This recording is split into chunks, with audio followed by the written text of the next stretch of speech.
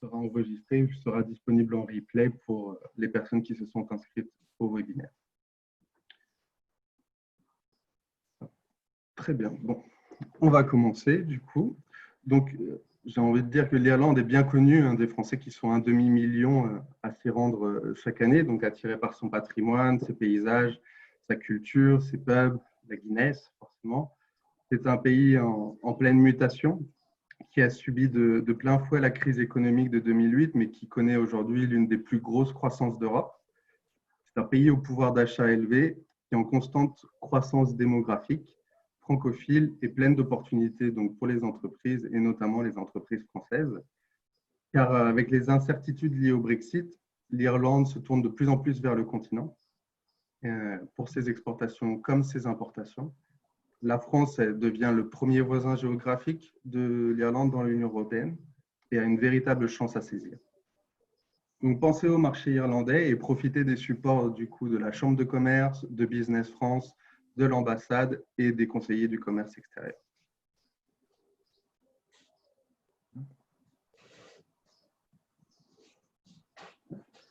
Alors, pourquoi l'Irlande? Donc, l'Irlande, c'est un pays de 4,8 millions d'habitants, avec un tiers de la population qui a moins de 25 ans, fait partie de l'une des main-d'œuvre les plus qualifiées d'Europe. Dublin qui représente à peu près 50% du PIB, un tiers de la population est concentrée à Dublin.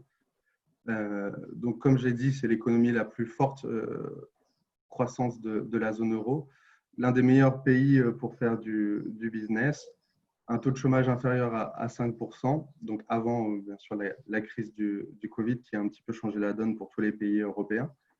Et puis, donc, cette issue de Brexit, donc, le Royaume-Uni est le principal fournisseur de l'Irlande avec 25% de part de marché.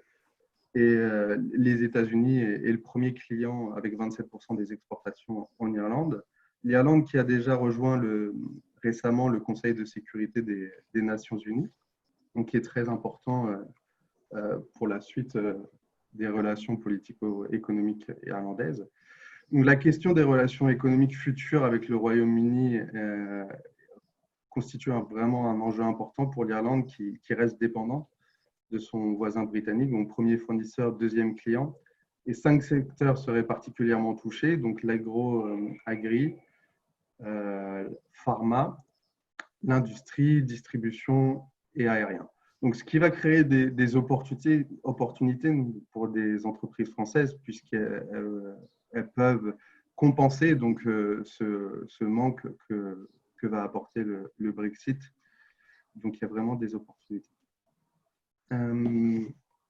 Alors, maintenant, on va se concentrer un peu plus sur les relations franco-irlandaises. Donc, il faut savoir que les exportations irlandaises grossissent de 10% chaque année vers la France. La France est la deuxième destination européenne après le UK, donc 18%. Les entreprises irlandaises présentes en France, donc pour 53%, sont des activités de production. Donc, il y a près de 400 entreprises irlandaises en France qui représentent 20 000 emplois. Et inversement, donc la France représente 380 entreprises françaises pour 13 000 emplois en Irlande. Donc, les relations économiques, culturelles, amicales, historiques entre la France et l'Irlande jouent un rôle important et devraient être primordiales pour les temps à venir et pour créer des opportunités, notamment pour les entreprises françaises.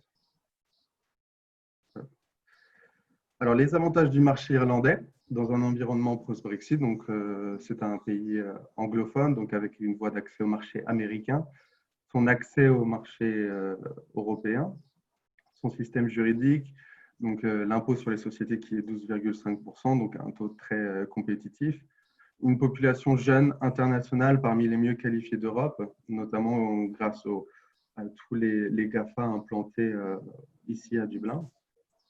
Et d'ailleurs, des entreprises américaines, britanniques ont déjà fait le choix de transférer leur siège à Dublin, donc dans le secteur financier, pharmaceutique, avec notamment Barclays, qui est membre de la Chambre de commerce et qui a décidé de déplacer son siège. Les faiblesses, donc, des finances publiques encore fragiles, grande dépendance vis-à-vis des investissements étrangers, donc notamment des multinationales qui viennent d'Amérique et d'Angleterre. Économie peu diversifiée, des secteurs majeurs qui sont bien sûr l'IT, pharmaceutique, agriculture. Dublin est devenue la ville la plus chère en immobilier en Europe ces derniers mois. Donc ça prouve qu'il y a une vraie demande. Le plan du gouvernement vise à construire 25 000 logements par an à partir de 2020. Donc avec une population qui grandit de 20% d'ici 2040, pour 1 million à peu près d'habitants. Donc il va y avoir des opportunités et puis aussi des challenges pour le gouvernement pour essayer de couvrir cette croissance. Donc, et comme on l'a expliqué, les répercussions du Brexit, donc, qui peuvent avoir des répercussions sur l'économie irlandaise, mais qui donc, incitent les entreprises irlandaises à regarder vers d'autres partenaires donc, en Europe. Et puis le gouvernement irlandais pousse très fort pour essayer de convaincre les entreprises irlandaises de regarder vers les autres pays européens, et notamment la France. Donc maintenant, quelques bonnes pratiques pour réussir son implantation en Irlande. Donc ne pas confondre la République d'Irlande et l'Irlande du Nord, très important. Disposer d'un site internet et de brochures en anglais, savoir pitcher, assurer un suivi immédiat des contacts pris, travailler dans la durée, avoir à l'esprit l'objectif de profit à court terme des Irlandais, l'importance d'une présence physique, l'importance d'un réseau, de par l'appartenance à des réseaux comme la Chambre de commerce peut vraiment créer un différentiel et une voie d'accès rapide au marché, et la flexibilité, non-formalisme des relations d'affaires, utilisation des prénoms.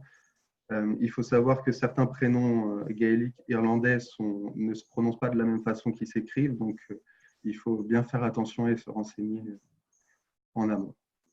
Donc voilà pour la présentation générale. Je vais passer maintenant la main à Owen Scott qui va nous parler un peu plus de l'impact du Brexit sur les PME et voilà. Merci Nicolas. Je voudrais peut-être ajouter quelques mots avant la présentation de Catherine sur le agroalimentaire et Thomas sur le secteur énergie. C'est vrai, comme vous avez dit, je dirige un PME dans le secteur des services informatiques. Et c'est vrai qu'on peut dire qu'en Irlande, il y a juste un petit peu plus qu'un quart de million de PME. Irlande, c'est un peu spécial. C'est vrai qu'avec 98% des petits et moyennes entreprises qui est là, on n'a que juste moins de 50% de PIB. Ça, c'est-à-dire que les autres 2% sont des multinationales importantes comme le Google, le Microsoft, les sociétés dans la pharma, Sanofi et des autres qui fait beaucoup de leur activité européenne d'Irlande en Europe. C'est vrai aussi à dire que les PME, nous avons les liens avec le Royaume-Uni depuis vraiment longtemps. Et c'est vrai que nous avons accédé à marché commun le même an que le Royaume-Uni. On a fait des choses avec le Royaume-Uni. Nous avons fait beaucoup de business avec eux. Maintenant, l'opportunité, c'est bien qu'ils ne sont pas, le Royaume-Uni a décidé de quitter le marché et les PME irlandais cherchent des autres marchés où nous n'avons pas le problème de taxation de frontières qui nous avons maintenant, qui vient fin d'année avec le Royaume-Uni. Comme ça, il y a beaucoup d'opportunités qui existent. Et pour nous, la France, c'était bien le plus proche. Et peut-être avec le prochain slide, Nicolas, tu peux mettre peut-être le prochain slide. Oui, c'est juste à dire que la France, c'était bien le marché le plus performant pour nous après, le plus proche après le Royaume-Uni. Et c'est vrai que je travaille, j'ai le plaisir de travailler avec les chambres de commerce France-Irlande, avec beaucoup de possibilités de rencontrer pas que les sociétés françaises qui étaient implantées en Irlande, mais les sociétés irlandaises qui ont l'intérêt à travailler avec la France. Comme ça, c'est une bonne opportunité de partager des expériences, de trouver des nouveaux marchés. C'est vrai que pour nous, nous avons dans notre PME informatique, nous avons acheté beaucoup des ordinateurs, des serveurs de l'Angleterre. Maintenant, nous cherchons des partenaires en France et en Allemagne, mais c'est vrai qu'avec notre lien avec la Chambre de commerce, on a la possibilité de trouver des partenaires avec les chambres de commerce de CCIFE. On a la possibilité de rencontrer des gens en France. Comme ça, c'est bien de dire que nous sommes ouverts. La croissance que nous avons eue avant le Covid, je suis sûr que nous sommes prêts dès qu'on a la réouverture de notre économie. Nous avons la possibilité de continuer la croissance en utilisant nos partenaires en France pour le faire. Et c'est ça que je veux partager avec vous tous. Et un plaisir peut-être de parler avec vous dans une autre métier après cette webinaire. Merci Nicolas. Merci Owen. Je vais maintenant passer la parole à Catherine Lascurette, donc, qui va nous faire un focus sur donc, le secteur agroalimentaire en Irlande. Donc, Catherine, si tu veux. Ok. Alors, j'essaie de partager mon écran. Une petite seconde. Voilà. Oups. Ah. Excusez-moi, je vais y arriver. D'accord. Alors, je me présente rapidement. Catherine Lascurette, je suis à la tête du secteur laitier pour l'Irish Farmers Association, qui est l'équivalent en Irlande de la FNSEA, pour ceux d'entre vous qui connaissent un petit peu le secteur. Alors, je me propose de vous faire une présentation très rapide des statistiques du secteur agroalimentaire irlandais, avec un focus particulier sur l'agro, puisque c'est ce qui est plus cher à mon cœur et c'est aussi ce que je connais le mieux. Alors, l'Irlande, pour vous donner des idées très génériques, c'est 4,8 millions d'habitants, la République d'Irlande, comme l'a dit Nicolas, ne pas confondre. Le secteur agroalimentaire emploie à peu près 8% de la population active et représente approximativement 10% des exportations nationales.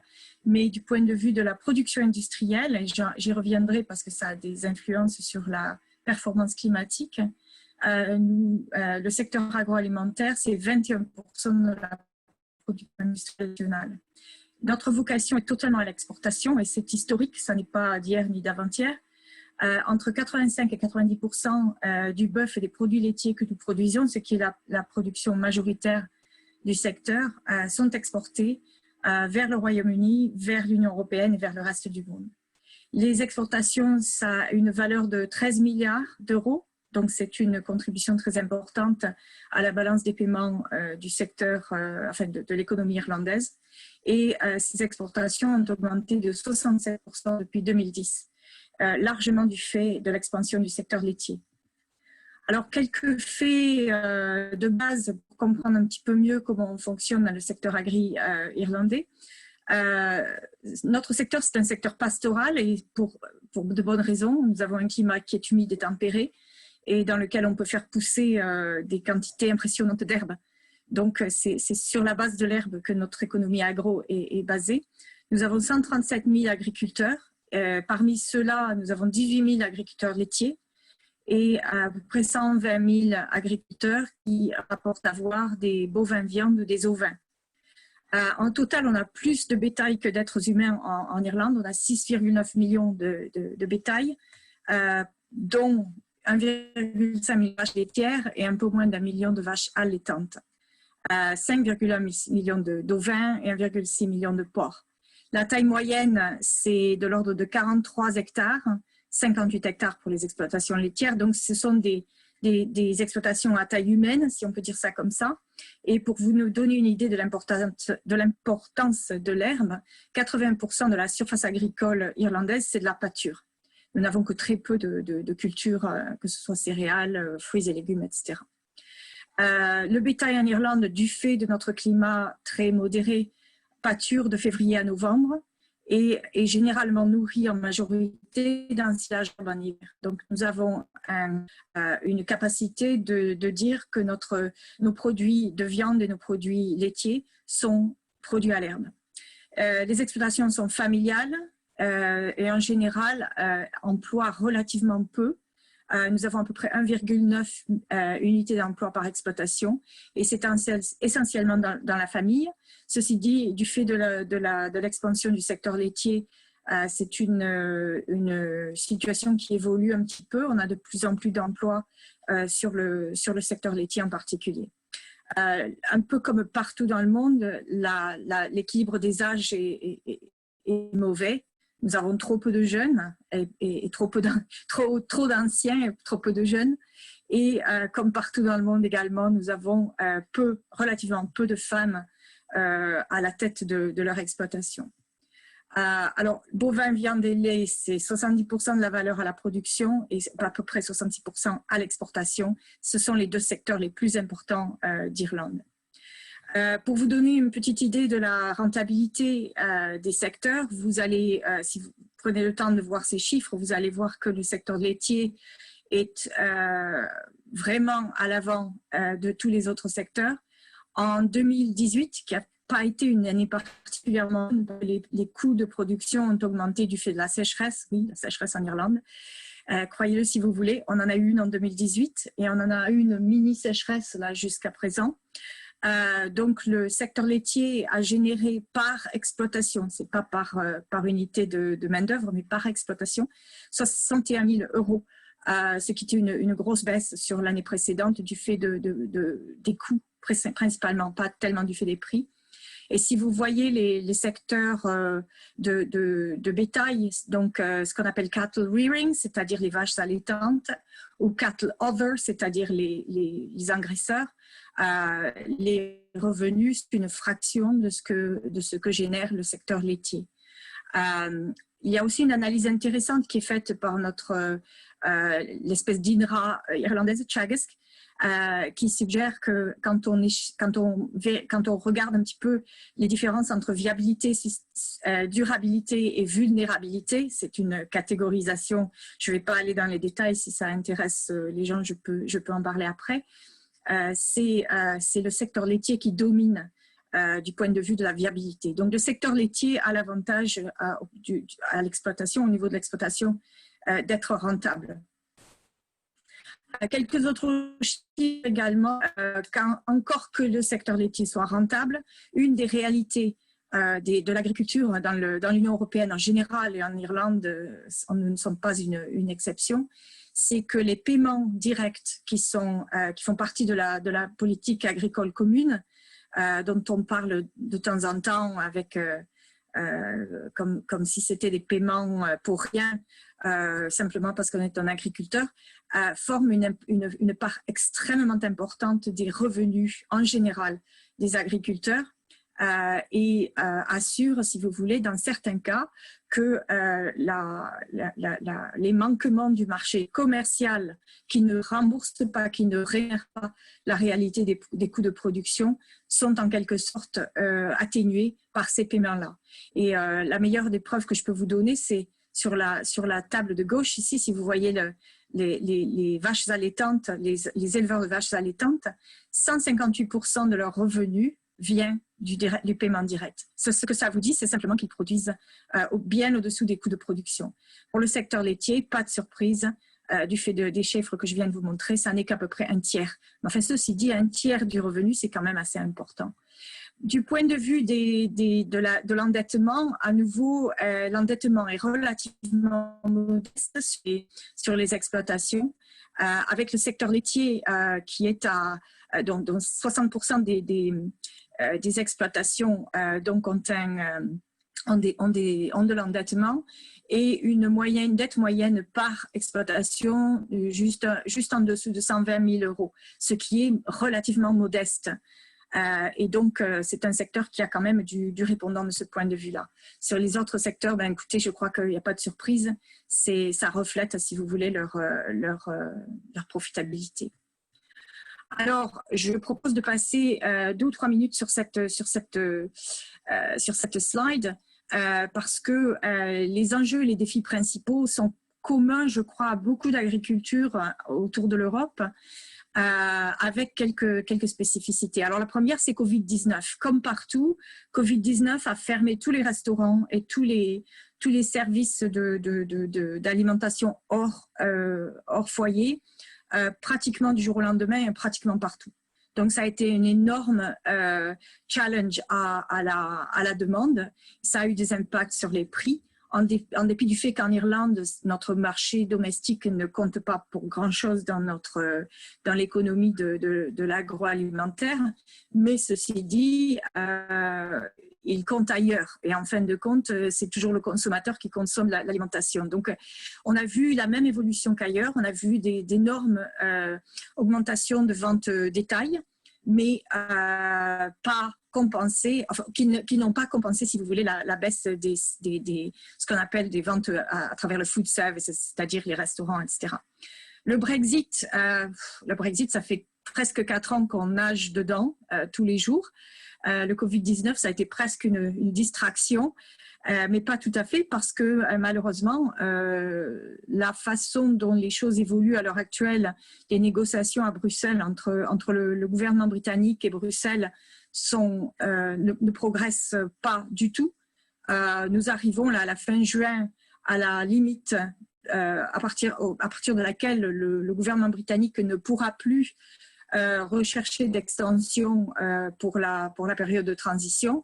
La période de transition, elle finit au 31 décembre 2020 et donc on va se trouver à un cliff edge au bord de la falaise au 1er janvier. Et pour vous donner une idée, en dépit du fait qu'on a fait beaucoup d'efforts de diversification des marchés, des produits pour s'orienter plus loin du Royaume-Uni, comme on en a parlé tout à l'heure, on est quand même dans une situation où un tiers ou à peu près des exportations agroalimentaires continuent à aller au Royaume-Uni. Et donc, c'est un marché qui est extrêmement important pour nous. Qui plus est, l'île de l'Irlande, la République d'Irlande au sud et les 6 comtés de Northern Ireland au nord, est complètement intégrée du point de vue agricole. Donc, nous avons, par exemple, si je me concerne sur le lait, nous avons des transformateurs qui sont tous des coopératives d'ailleurs, qui ont des membres et qui collectent du lait de chaque côté, d'un côté et de l'autre de la frontière, et qui transforment de chaque côté. Et par conséquent, la présence d'une juridiction séparée qui va se retrouver à l'extérieur de l'Union européenne, en dépit de certains accords qui ont été faits pour, en quelque sorte, mitiger les conséquences, ça n'est pas encore tout à fait clair et c'est très problématique. Et ça crée, du point de vue des transactions au sein de l'Union européenne, c'est pas un problème énorme, mais pour ce qui est des free trade agreements, des accords commerciaux, la provenance est toujours très importante. Donc, est-ce qu'il va falloir faire une ségrégation du lait du Nord contre le lait du Sud? C'est un peu l'anathème dans le secteur irlandais du fait de son histoire et du fait de son intégration courante.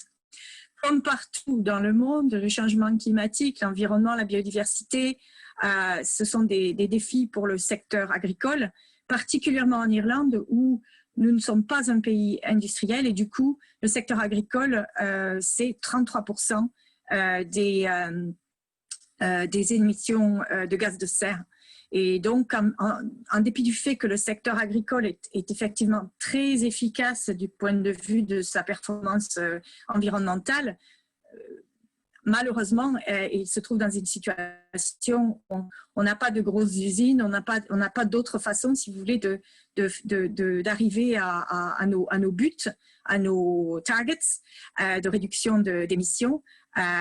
Et donc, le secteur agricole est souvent dans les lignes de mire que ce soit pour la politique nationale ou internationale d'ailleurs. À nouveau, je ne vais pas m'étendre parce que je suis consciente du temps que je prends. Les accords de commerce, c'est aussi un sujet de problématique pour nous, dans la mesure où, par exemple, il y a un accord de commerce avec le Mercosur, les 3 pays d'Amérique latine, qui donne des accès, particulièrement pour la viande de bœuf, à l'Union européenne, sans nécessairement avoir une cohérence dans ce qu'on demande aux importateurs pour ce qui est de leur performance climat. Alors que les agriculteurs européens et irlandais en particulier se voient imposer tout un tas de limites qui sont d'accord à intégrer, mais qu'il faudrait, si vous voulez, un even playing field, une égalité, une cohérence dans les mesures. La durabilité économique, comme j'en ai parlé tout à l'heure, c'est problématique pour certains secteurs, moins. La réforme PAC, c'est en plein développement à l'heure actuelle, avec une énorme focus sur le changement climatique, sur l'environnement, sur la biodiversité, et en plus avec une couche supplémentaire de la nouvelle commission avec son Green Deal et ses stratégies de farm to fork. Alors, je ne sais pas comment c'est traduit en français, c'est de l'étable à la table probablement. Et puis la stratégie biodiversité. Donc tout ça, ça crée des tensions et des coûts supplémentaires sur un secteur qui est économiquement quelquefois dans des situations un peu difficiles. Et puis, comme partout, on a de plus en plus une opinion publique qui est très critique, sans nécessairement avoir beaucoup de compréhension du secteur agricole. Je trouve ça très intéressant que la France a importé le terme agribashing. Et donc, le véganisme, ça en fait partie, mais c'est pas nécessairement l'aspect le plus important. Ce qu'on voit, c'est de plus en plus d'organisations non gouvernementales, mais aussi de politiques, que ce soit au Parlement européen ou dans les parlements nationaux, qui ont tout un tas de vues et d'opinions et qui essaient d'imposer des limites sur les pratiques agricoles qui ne sont pas nécessairement ni scientifiques ni très réalistes. Et c'est un sujet qui est vraiment problématique. On se demande à l'heure actuelle si la réaction de Covid-19 qui a créé une demande particulière pour l'alimentaire et qui a peut-être un petit peu plus de respect pour l'importance et l'aspect essentiel d'avoir une chaîne alimentaire qui fonctionne et qui fonctionne correctement. Alors, on vit dans l'espoir, mais c'est vraiment un problème à l'heure actuelle. Merci beaucoup de votre attention. Merci Catherine, superbe photo de fin de diaporama. Nous allons pouvoir passer la parole du coup à Thomas. Donc Thomas, tu peux prendre le contrôle si tu veux et partager ton écran. Oui. Désolé, on va dépasser le temps imparti de quelques minutes, mais il y a beaucoup de choses à dire sur le marché irlandais, donc restez avec nous. Merci Nicolas. Donc dans les prochaines 10 minutes, j'essaie de vous donner un aperçu assez général du marché de l'énergie dans la République d'Irlande. Donc pour commencer, je voudrais vous présenter le mix énergétique du pays, donc en 2018. Donc qu'est-ce qu'on voit ici? On voit principalement que la première source d'énergie en Irlande, c'est le fuel. Donc, ce n'est pas que tous les Irlandais vont choisir au fuel chez eux, c'est surtout parce que ce graphique intègre les transports. Donc, la plupart de ce fuel est dédié au transport. Ensuite, qu'est-ce qu'on voit aussi? On voit une grande part de gaz naturel. Le gaz naturel, en fait, 50% de ce gaz naturel va être consommé dans des centrales de production d'électricité. Et ensuite, le reste va être dédié principalement au chauffage. Et ce qu'on voit aussi dans ce mix énergétique, c'est une part non négligeable de charbon, aussi assez très irlandais comme manière de produire l'énergie. Il reste encore 3 centrales de production d'électricité qui fonctionnent à la tourbe. Donc la tourbe, ce n'est pas du tout de la biomasse, ce n'est pas renouvelable. Donc voilà, c'est quelque chose sur lequel il faut travailler. Donc il y a une des 3 centrales de production d'électricité qui a un mélange de tourbe et de biomasse pour alimenter la centrale. Donc, et l'idée, ça serait de s'orienter dans cette direction. Une part importante de l'électricité est produite par de l'éolien. C'est la principale source d'énergie renouvelable en Irlande. Et ensuite, la biomasse, donc je vais en parler plus tout à l'heure, mais ça reste une source d'énergie qui est très peu développée en Irlande du fait de la ressource limitée en biomasse et d'une filière qui a très peu de ressources. Du côté des consommateurs, donc une grande partie qui va dans le transport, et ensuite à peu près 50-50 industrie et résidentielle, et ensuite une partie pour les bâtiments publics et commerciaux. Donc un focus maintenant, un zoom sur l'électricité, donc la manière dont l'électricité est produite en Irlande. Donc 28% de l'électricité produite en Irlande vient de l'éolien. Il y a 4 gigawatts d'énergie éolienne installée. C'est en expansion rapide, comme on peut le voir sur ce graphique ici. Il y a à peu près 500 mégawatts par an qui ont été installés ces 3 dernières années. Donc voilà, c'est une part importante du renouvelable en Irlande, et c'est quelque chose sur lequel le gouvernement compte vraiment pour pouvoir atteindre leur objectif fixé par l'Union européenne en termes d'énergie renouvelable dans le mix énergétique. Ensuite, ce qu'il faut savoir, c'est que le marché de l'électricité est un marché commun entre la République d'Irlande et l'Irlande du Nord. Donc, c'est-à-dire que l'électricité s'achète sur le marché. Ça s'appelle Single Energy Market. Et donc, c'est partagé entre les deux pays. L'Irlande est un exportateur net d'électricité depuis 2 ans. Donc, c'est-à-dire qu'elle produit plus d'électricité qu'elle en consomme. Donc, elle en exporte en Irlande du Nord et au Royaume-Uni. Et en 2018, elle a consommé 27 000 gigawattheures pour donner un ordre de grandeur. Ce qui est important de noter aussi, c'est qu'aujourd'hui, le réseau électrique irlandais est connecté uniquement au réseau électrique du Royaume-Uni. Donc, les échanges d'électrons se font uniquement entre la République d'Irlande et le Royaume-Uni. Il y a aujourd'hui un projet de Celtic Interconnector. Donc, c'est un projet qui va connecter le réseau irlandais au réseau français et donc européen. Et une fois que cette interconnexion sera installée, il y aura la possibilité pour le réseau irlandais d'échanger des électrons avec la France et donc l'Europe. Donc, ce qui va alléger la dépendance du pays au Royaume-Uni. Donc, ce projet, c'est un projet à 1 milliard d'euros. Il y a eu un financement sécurisé à hauteur de 500 millions. Voilà, mais le projet n'est pas sorti de terre pour le moment. Maintenant, du côté gaz naturel, donc le gaz naturel, c'est un marché commun avec le Royaume-Uni. Donc, il est basé sur le marché NBP. Pour ceux qui connaissent, en France, on appelle ce marché le PEG. Ici, au Royaume-Uni, en Irlande, c'est le NBP. Ce qu'on peut voir sur ce réseau de gaz, encore une fois, c'est une grande dépendance par rapport au Royaume-Uni, avec une majorité de la consommation de gaz en Irlande qui vient du point d'injection Moffat en Écosse. On peut dire on pourrait croire qu'il y a un risque en termes de fourniture de gaz pour le pays, mais il faut savoir qu'à ce point d'injection de gaz, ce point dessert aussi l'Irlande du Nord, qui fait partie du Royaume-Uni, et l'île de Man, qui fait également partie du Royaume-Uni. Donc, c'est simplement pour dire que les vannes doivent rester ouvertes pour au moins ces 2 territoires. Donc, voilà, que la fourniture en gaz de la République d'Irlande est sécurisée, même si voilà, la dépendance au Royaume-Uni est quand même importante.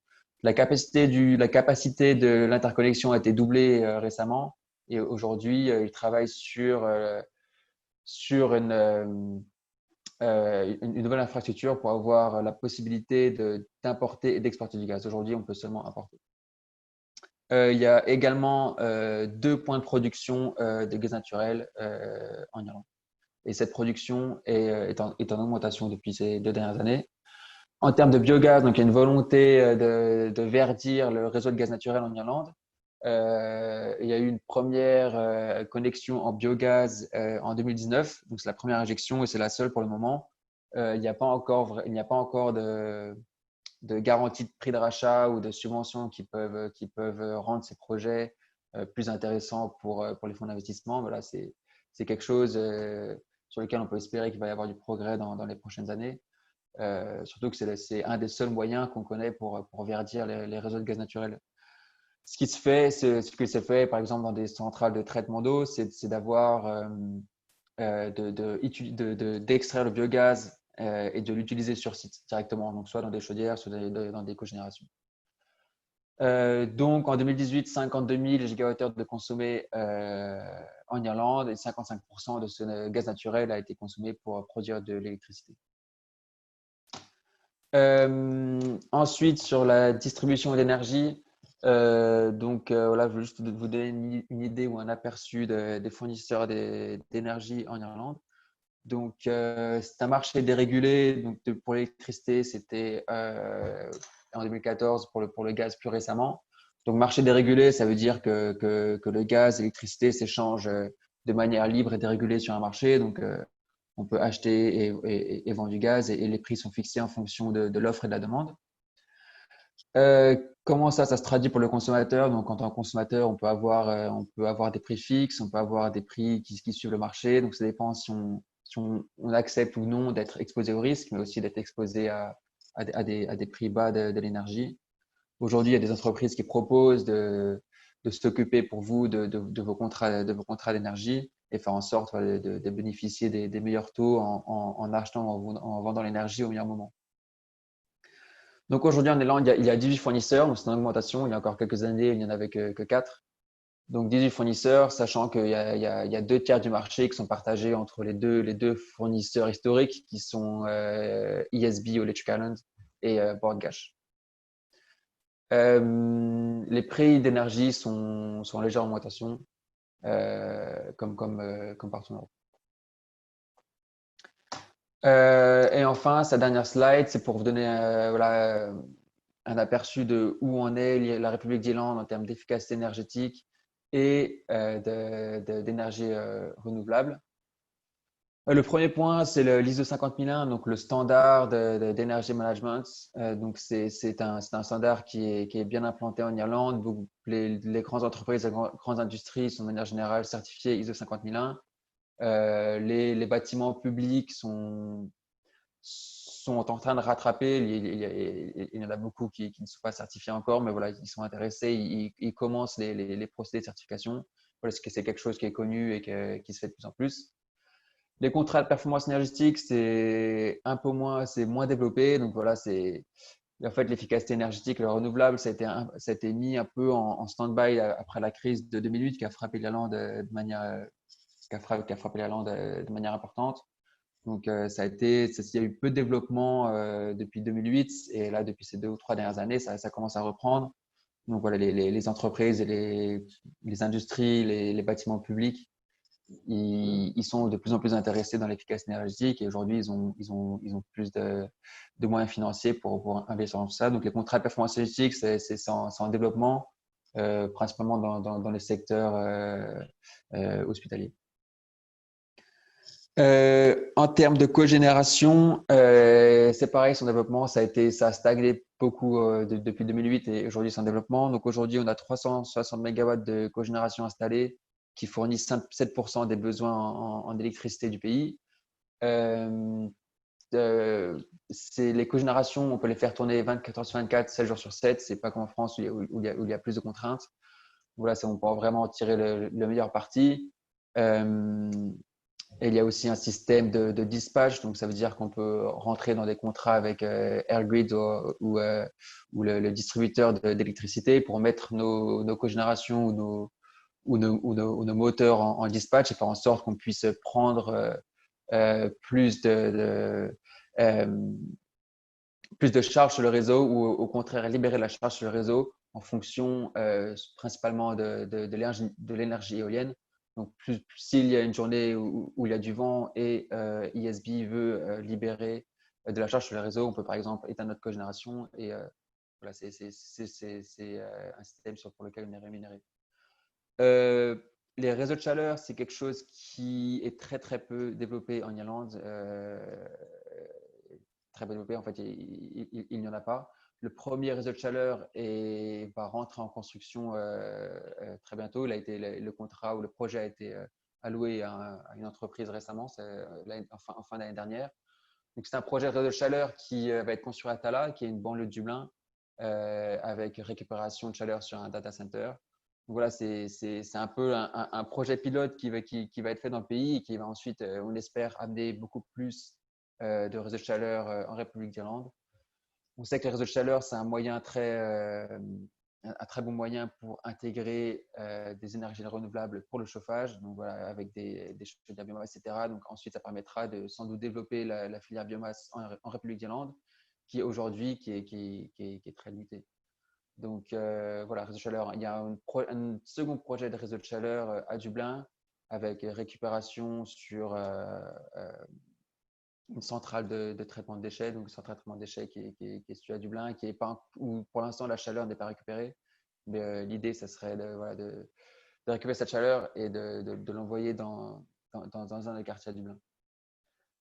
Donc voilà, réseau de chaleur, c'est très bien développé, mais il y a beaucoup de perspectives de développement. Ensuite, en termes d'énergie renouvelable, donc la cible 2020, c'était 16% de la totalité de la consommation énergétique devait être renouvelable. On était à 11% en 2018. On est en retard par rapport à la moyenne européenne. Donc voilà, c'est quelque chose sur lequel le gouvernement travaille et particulièrement ces organisations ici. Donc je vais surtout vous parler de SCAI, qui est l'équivalent de l'ADEME. Donc SCAI, c'est eux qui vont organiser les subventions pour les projets d'efficacité énergétique ou d'installation d'énergie renouvelable. C'est l'organisme qui va faire les rapports annuels de consommation d'énergie, etc. Donc, si vous voulez plus d'informations, vous avez vraiment à aller sur le site internet. Il y a énormément d'informations. Vous y trouvez vraiment tous les détails dont vous avez besoin si jamais vous voulez avoir plus de détails sur le secteur de l'énergie en Irlande. Un autre organisme à connaître, c'est le CRU, c'est l'équivalent de la CRU en France. Donc, c'est la CRU, eux, ils vont gérer tous les distributeurs d'énergie. C'est eux qui vont donner les licences pour autoriser les distributeurs d'énergie à intégrer le marché. Gas Network Ireland, c'est le gestionnaire du réseau de distribution de gaz naturel. ESB Network, qui est le gestionnaire du réseau électrique en distribution. Airgrid, gestionnaire du réseau électrique transmission, donc c'est l'équivalent de RTE. Et enfin, le ministère de l'écologie. Donc voilà, toutes ces organisations, si vous voulez en savoir plus sur le marché de l'énergie, je vous invite à aller voir leur site internet. Il y a énormément d'informations là-bas. Voilà, je vous remercie de votre attention. Merci Thomas. Donc, bon, voilà, une vue d'ensemble du marché irlandais. Je vais vous inviter maintenant à réactiver vos microphones et poser vos questions si vous avez des questions à poser à l'auditoire. Je vais peut-être commencer par la première question qui est un sujet d'actualité. Donc, la formation d'un nouveau gouvernement en Irlande. Donc, je vais peut-être demander le point de vue à un Irlandais qui est Owen sur la formation du nouveau gouvernement en cours. Bonjour Nicolas, merci pour cette question. C'est vraiment intéressant pour les Irlandais à ce moment. Nous sommes à ce moment, je crois, à 5 mois après les sélections qui a été faites. Et malheureusement, c'est un peu comme l'Italie, peut-être que nous n'avons pas encore notre gouvernement établi. Mais c'est très intéressant qu'il y a deux partis majeurs en Irlande. Ils sont on peut peut-être dire c'est le centre droit qui sont à peu près, ils ne sont pas très différents dans leur perspective, Fine Gael et Fianna Fáil. qui cherche, qui a presque la moitié des votes possibles, mais il manque une dizaine des votes pour avoir une majorité. Et à ce moment, ils sont dans les discussions très développées avec les Verts en Irlande. À ce moment, il y a un programme national pour le gouvernement proposé par les trois, signé par les négociateurs des trois partis. Et il y a une possibilité forte que le vendredi ou le samedi, on a une gouvernante avec une perspective assez verte, qui est intéressant pour nous et aussi peut-être intéressant après le discours de Thomas, que dans ce programme de gouvernement, il y a une forte pression sur le sujet d'énergie renouvelable et des choses qui mettent un peu de vert dans le politique irlandais. Si ça ne passe pas, parce que les trois partis doivent faire, il y a un vote des membres de toutes les trois partis qui est en course à ce moment.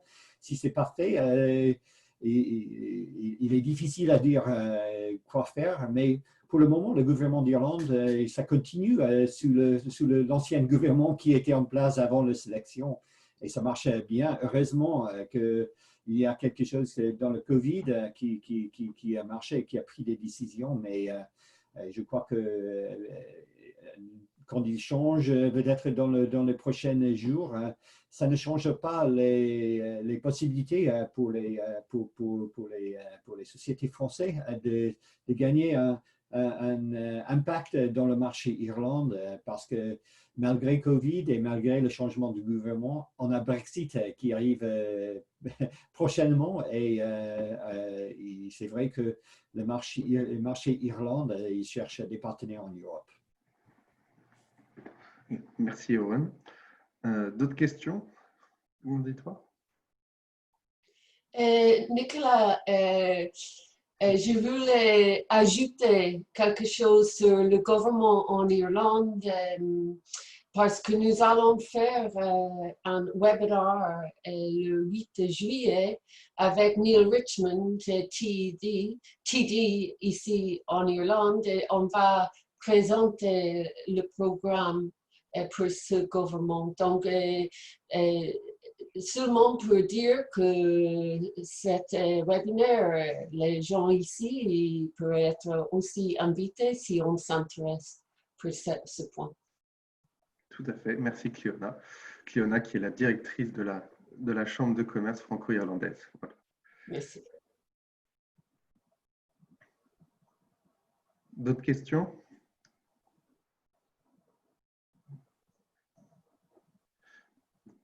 Donc, apparemment, la présentation a été très claire.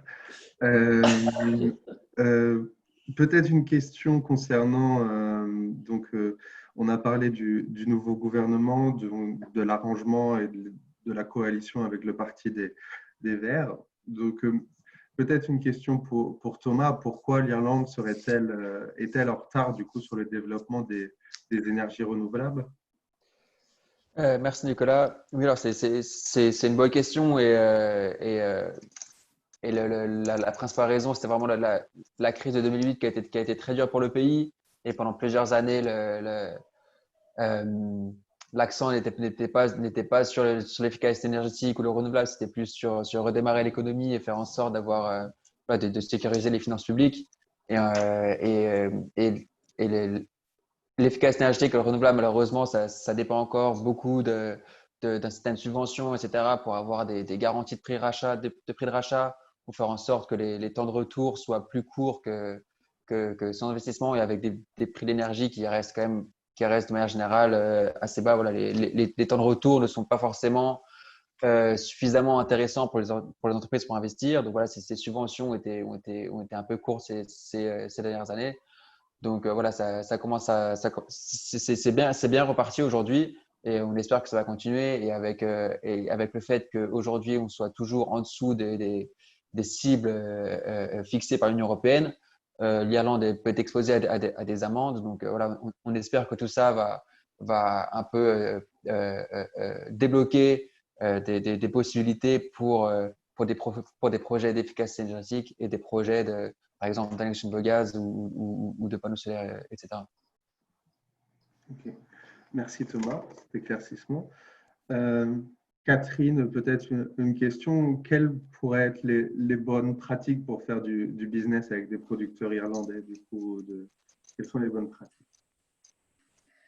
Ouais, les bonnes pratiques, je crois que tu les as assez bien résumées, c'est-à-dire l'importance d'avoir le contact, de suivre les pistes dès le départ, l'informalité des relations, c'est particulièrement vrai dans le secteur agricole. Mais je crois que du fait de la pression accrue, à la fois en provenance de l'Union européenne, du fait de la nouvelle PAC, du nouveau Green Deal, mais aussi du fait des discussions du gouvernement qui a de fortes chances d'inclure le Parti des Verts, je crois qu'il y a vraiment des opportunités pour tout ce qui est le soutien, si vous voulez, des pratiques, de mitigation des effets de serre, enfin des émissions de gaz de serre, mais aussi pour la biodiversité, etc. Donc, je crois que c'est l'aspect le plus important dans les mois et les années à venir. Et je pense que des entreprises françaises qui ont des choses innovatives et pointues dans ce secteur-là trouveraient vraisemblablement un secteur agroalimentaire porteur et preneur. Donc, je pense s'intéresser sur ce point, ça vaudrait la peine pour les entreprises dans ce secteur-là. Okay, merci Catherine. Bon, écoutez, s'il n'y a pas d'autres questions, je vous propose de terminer. Je veux ajouter donc, que nous restons entièrement à disposition si vous avez des questions supplémentaires. Donc, il y a différents organismes qui peuvent vous permettre de répondre à vos questions pour l'accès au marché irlandais. Donc, la Chambre de commerce franco-irlandaise, représentée par Cliona, moi-même et Léa. Il y a Business France qui aujourd'hui est représentée par Christine Deniel, que j'ai vu, Vimla Hunt aussi, l'ambassade de France en Irlande et les conseillers commerce extérieurs, donc, qui sont représentés par Catherine et Owen. J'espère que ce webinaire vous a plu, qu'il a pu répondre à vos questions que vous vous posez sur le marché irlandais. Et puis, je vous souhaite une très bonne journée. Merci à tous. Merci à tous. Merci. Merci. Au revoir à tous. Au revoir tout le monde. Bonne journée.